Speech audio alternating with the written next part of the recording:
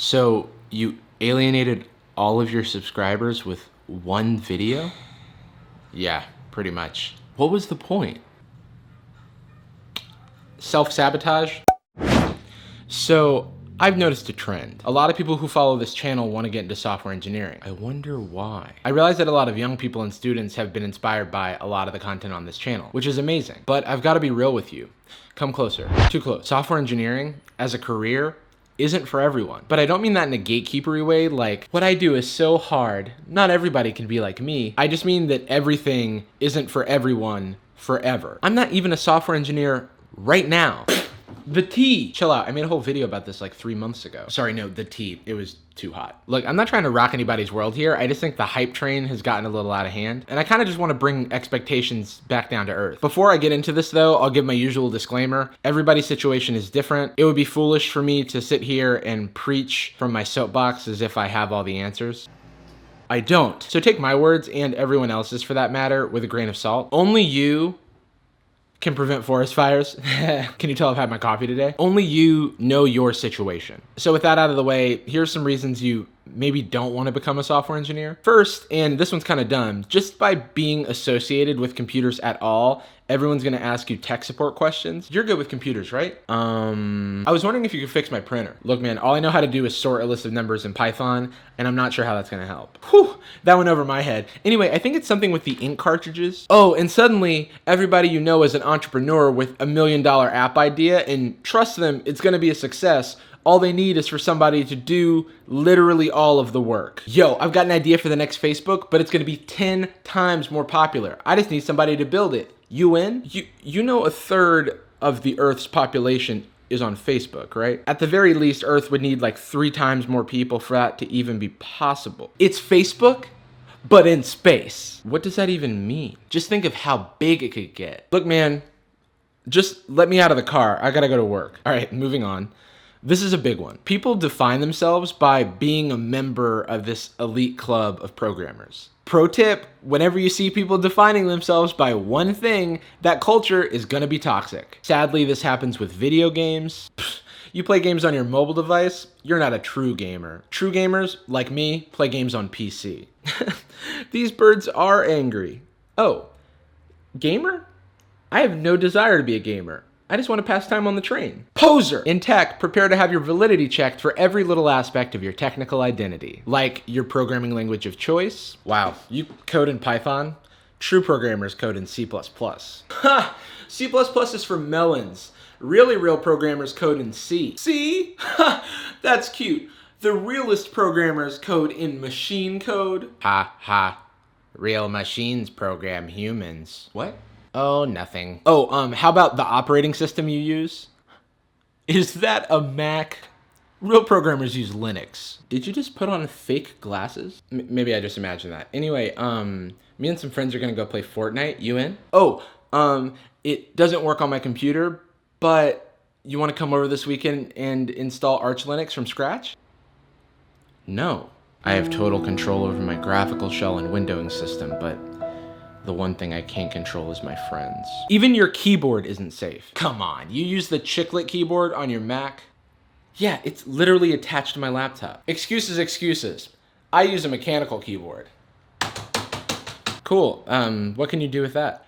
All kinds of things. I can make more noise. I swear, I worked on features that millions of users have used. I went to a good school. I've received, awards and scholarships, and still there are people on the internet that'll tell me that I'm not a real programmer, or that all of my achievements are because of affirmative action or something. It gets old. And people wonder where imposter syndrome comes from. So yeah, it's not always the most accommodating culture. On the bright side, there are wonderful companies and organizations that don't exhibit these behaviors, so try to work at those if you can. But once you're a working engineer, even in a supportive organization, there's no guarantees that you'll be working on the stuff that you want to be working on. Some fields of engineering can be harder to get into, and business needs change rapidly, so you probably won't have complete agency in what you work on, which is fine, by the way. It makes sense. Okay, so this one is going to be hard to empathize with, and I feel dumb even saying it, but all of the flashy perks that you see in the tech industry, like the free food and the ping pong tables and all that stuff, have business value for the company. Often perks like that are designed to keep you in the office longer or to make you dependent on your workplace. Also, due to something I've talked about in the past called the hedonic treadmill, it's cool for like 5 seconds and then it becomes the norm. I'm not talking about being entitled, by the way. This is like a legitimate psychological effect. If your Maslow's hierarchy of needs is met, even the flashiest job or perks are going to eventually lose their luster. Taking care of yourself and your future is obviously super important, but don't go in the field because it's trendy or you're expecting to get rich. Most startups fail, and at big companies, extremely talented people can end up working on stuff that they're not excited about because of the sheer concentration of talent and the limited opportunities available that they might be interested in. And finally, I feel like this has been a bummer so far, so I promise I'm going to wrap it up on a good note right after this bummer. It requires a lot of time and effort up front. That's unavoidable. Four-year university programs can often be difficult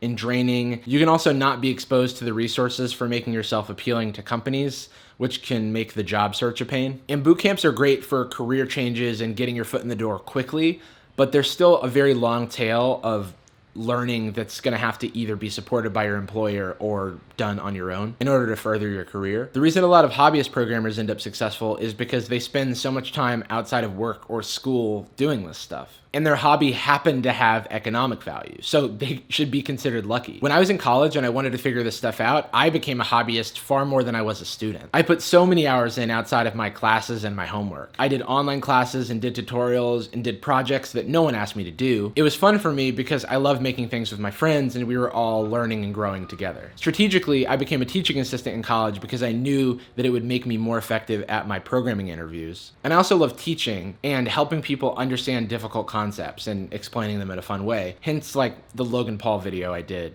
earlier this week. Don't get me wrong, I couldn't have picked a better thing for me to study in college or a better thing for me to start my career with. It gave me a practical and valuable skill set and was instrumental in me attaining financial independence. It's still one of the best careers you can have, and I met all of my best friends because of it. But ultimately, I moved on from software engineering as a career, and that's okay and normal. I still don't know what I'm doing. I still don't know what I want to do with my life. There's probably not just one thing. Okay, so why am I saying you shouldn't become a software engineer? There's this famous story about Jerry Seinfeld where when up-and-coming comedians ask them if they should pursue comedy, he tells them no. And the reason is, in order for them to be successful, they're going to have to hear that they shouldn't be comedians from their comic idol. You know? So let's just think of me as the Jerry Seinfeld of software engineering. Become a software engineer! I don't do a Jerry Seinfeld impression. And why should you become a software engineer? You should do it because you want to. It's an extremely hard thing to be successful at, so the only way that you're going to get over all of those hurdles is if you genuinely love doing it. And if the market values what you love doing, to quote Hank Green, that's a dream job and you should pursue that. This is your life. You get to pick how you spend it and who you spend it with. Hopefully, you don't take that for granted. And now if you're like,